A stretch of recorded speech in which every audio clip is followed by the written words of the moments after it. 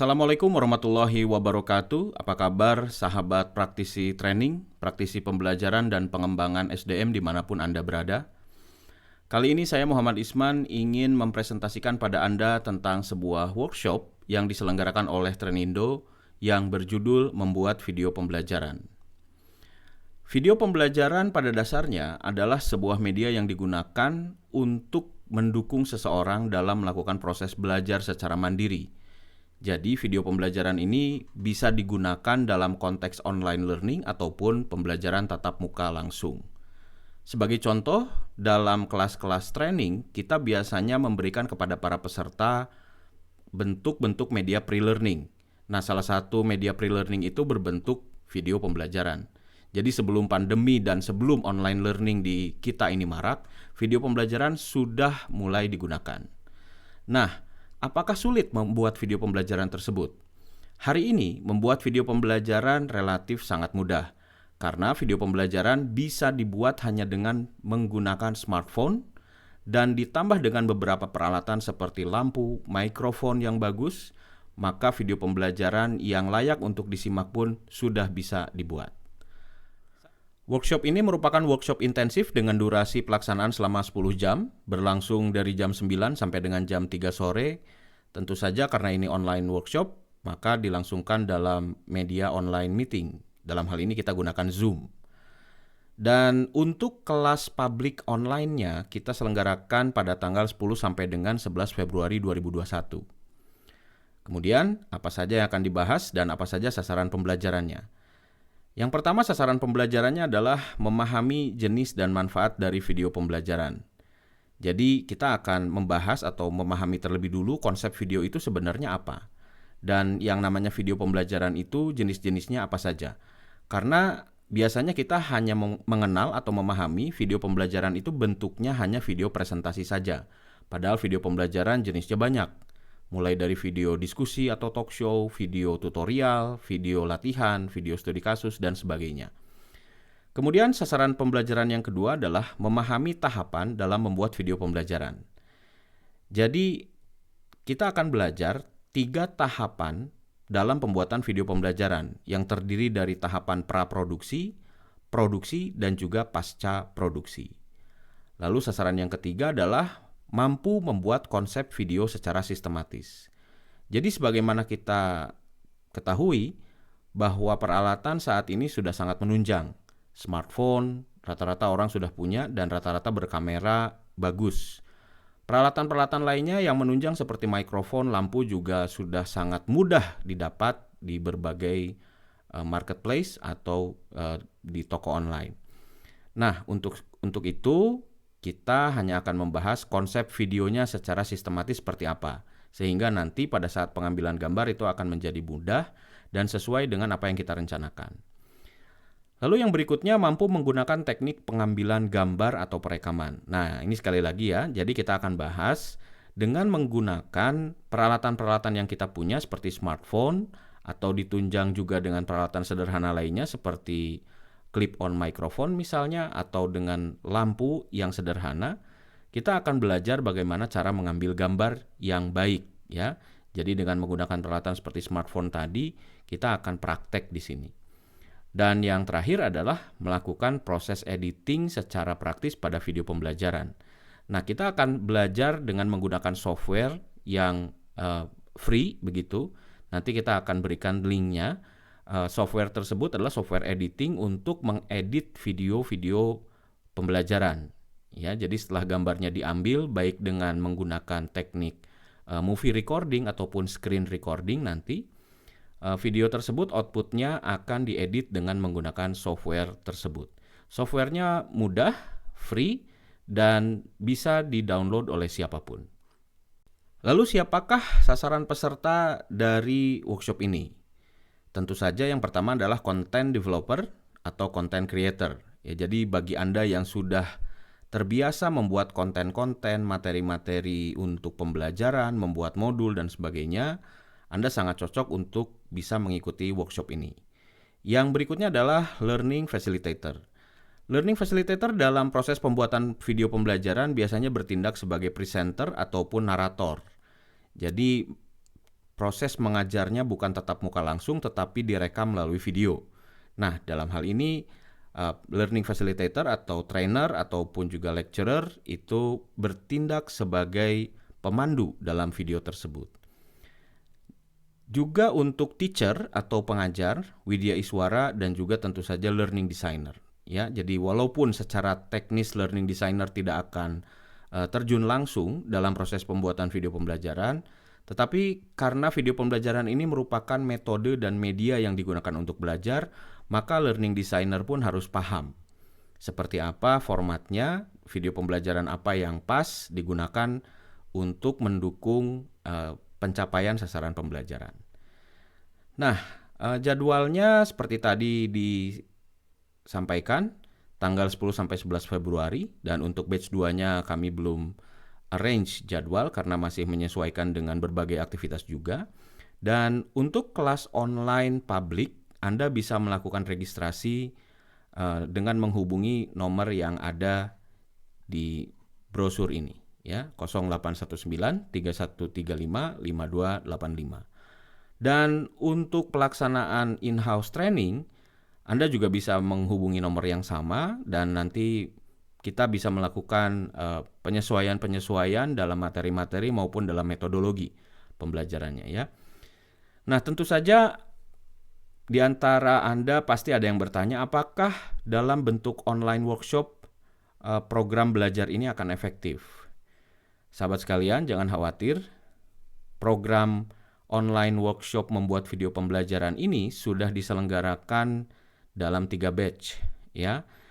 Dan semuanya peserta setelah mengikuti workshop ini dibimbing, dipandu dengan menggunakan komunikasi WhatsApp, dan juga ada Zoom meeting untuk membahas atau mempresentasikan video-videonya. Nah, selama dalam diskusi WhatsApp tersebut ada proses penugasan, ya. Jadi ada tugas membuat video pembelajaran berdurasi pendek 5-10 menit, namun sesuai dengan struktur dan konsep yang sudah dipelajari, ya. Jadi nanti videonya itu akan dikirim, di-upload di channel YouTube masing-masing supaya lebih mudah, lalu linknya dikirimkan dan nanti akan di-feedback begitu, ya. Dan nanti di akhir sesi penugasan itu ada Zoom meeting di mana nanti seluruh feedback akan diberikan sehingga semua orang atau semua peserta dapat belajar satu sama lain dari feedback-feedback yang diberikan terhadap video yang sudah dibuat oleh masing-masing. Dan sekarang kita akan lihat sekilas seperti apakah materi pembelajarannya. Ya, materinya seperti ini sahabat sekalian. Ini adalah covernya, membuat video pembelajaran. Dan materi ini sudah di-set untuk pelaksanaan 10-11 Februari 2021. Disampaikan oleh saya sendiri Muhammad Isman dan juga rekan saya Alan Albana. Nah, yang pertama kita akan membahas terlebih dulu mengenai video. Jadi konsep video itu sebenarnya apa sih gitu, ya. Jadi supaya tidak terjadi salah kaprah dan juga memahami bentuknya nanti akan seperti apa video itu, ya. Di sini akan dijelaskan sedikit tentang video dan proses belajar dengan menggunakan video, ya. Lalu berikutnya kita akan mengenal tahapan produksi dari video, ya. Yang pertama adalah tahapan praproduksi, sebagaimana sudah dibahas tadi pada sasaran pembelajaran, ya. Nah, pada tahapan praproduksi ini kita akan membahas mengenai penyusunan tema atau penentuan tema, penyusunan storyline, lalu pembuatan storyboard sampai dengan ke pembuatan skrip. Jadi kita akan belajar membuat satu konsep video, ya, di mana di sini ditentukan terlebih dulu temanya, alurnya, lalu adegan-adegannya ada apa saja, dan sampai ke mendetilkan menjadi sebuah skrip. Ya, jadi kalau untuk pengambilan gambar atau penggunaan peralatan barangkali sudah cukup familiar karena ini merupakan peralatan yang kita miliki sehari-hari, ya, smartphone. Jadi kita lebih banyak membahas tentang penyusunan atau pembuatan konsepnya supaya lebih matang lagi. Nah, ini adalah contoh dari penentuan tema dan storyline, ya. Kita bisa lihat di sini contohnya adalah berlibur di masa pandemi, latar waktu bagaimana, latar lokasi bagaimana, judulnya apa, dan deskripsi singkatnya seperti apa. Lalu storyline kita akan bahas gitu, ya. cerita pertama itu bagaimana, alur kedua bagaimana, terus sampai dengan di sini ada 8 alur gitu ya, ada 8 alur. Nah, nanti para peserta ini akan belajar menentukan alur-alur ini. Seperti apa sih menentukan alur-alur tersebut gitu. Nah, berikutnya setelah membuat storyline yaitu membuat detail adegan ya. Jadi dalam satu storyline itu terdiri dari adegan-adegan gitu ya. Ada story 1, story 2 begitu ya.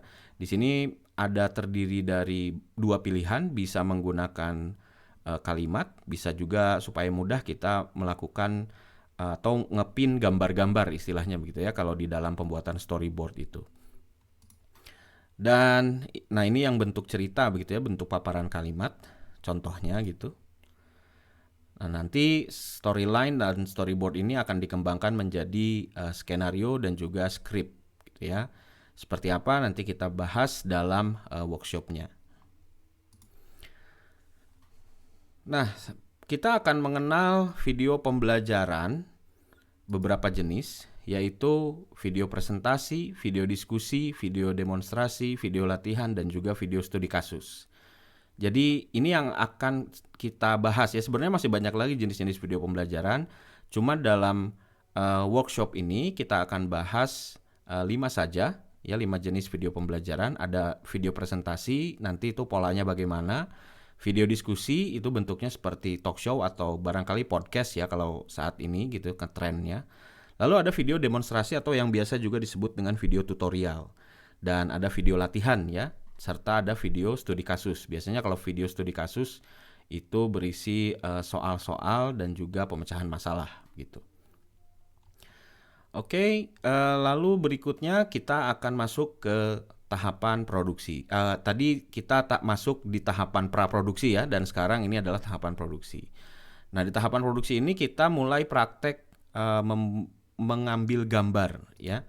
Jadi kalau tadi kita membuat konsepnya, menentukan tema, alur, dan sebagainya, termasuk menentukan video pembelajarannya jenisnya apa.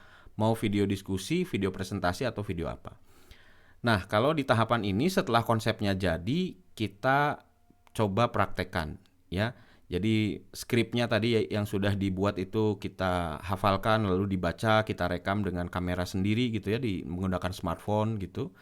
Dan ada 2 pengambilan gambar, teknik pengambilan gambar yang akan kita pelajari. Yang pertama adalah movie recording atau yang biasa kita sebut dengan shooting. Ini menggunakan kamera ya, boleh menggunakan kamera HP atau kamera DSLR bisa.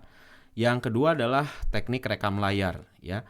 Nah, dalam perekaman layar ini nanti kita juga akan memberikan software free begitu ya. Softwarenya memang free dari sananya, bukan kita berikan gratis begitu ya. Tapi memang ini open source gitu, kita akan berikan kepada para peserta linknya, tinggal download saja. Ini digunakan untuk melakukan screen recording atau biasanya dengan menggunakan Microsoft PowerPoint 2013 ke atas itu juga sudah bisa melakukan screen recording ya. Tapi nanti tetap kita berikan link softwarenya. Oke, jadi yang pertama adalah teknik ngambil gambar dengan metode shooting atau movie recording. Yang kedua teknik mengambil gambar dengan screen recording. Ya, nanti bisa di mix biasanya. Ada openingnya dengan shooting dulu, lalu untuk pemaparan materi dengan screen recording. Ya, biasanya begitu. Nah, yang Anda lihat ini presentasi saya ini adalah merupakan teknik screen recording ya. Sedangkan tadi pada saat opening di mana ada gambar saya berbicara itu adalah teknik movie recording atau teknik shooting ya. Kurang lebih seperti itulah kita akan belajar. Oke. Lalu kemudian kita juga ini jenis-jenisnya atau teknik-tekniknya pengambilan gambar itu seperti apa. Jadi teknik shooting itu ada beberapa jenis ya. Ada beberapa cara. Mulai dari blocking, tilting, panning, high angle, low angle, kemudian over the shoulder, dolly zoom, close up, dan extreme close up.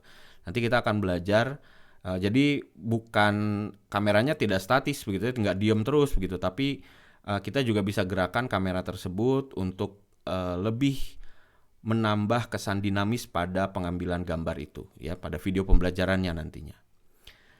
Dan yang terakhir kita juga akan bahas teknik screen recordingnya seperti apa. Ya, ini adalah ada contoh-contoh yang video pembelajaran yang sudah dibuat, screen recording yang sudah kita buat, dan peserta bisa mencontoh dari video-video ini untuk membuat screen recording yang harus mereka buat nantinya. Dan setelah jadi, screen recordingnya sudah jadi, video syutingnya sudah selesai, movie-nya atau filmnya sudah jadi, kita akan langsung masuk ke proses editing. Nah, nanti proses editing itu dengan menggunakan software ya. Tidak saya buka di sini softwarenya karena memang yaitu teknis begitu ya, teknis harus sambil dipraktekkan. Ya, itu tadi presentasi mengenai program online workshop membuat video pembelajaran dan sekilas mengenai materi yang akan dipelajarinya nanti. Barangkali ada sedikit pertanyaan dalam benak Anda, apakah cukup efektif video pembelajaran ini digunakan untuk mendukung proses belajar? Ya, kita ambil contoh saja online learning yang sekarang kita sedang lakukan. Online learning di Indonesia dan di beberapa negara Asia masih belum bisa maksimal dilakukan.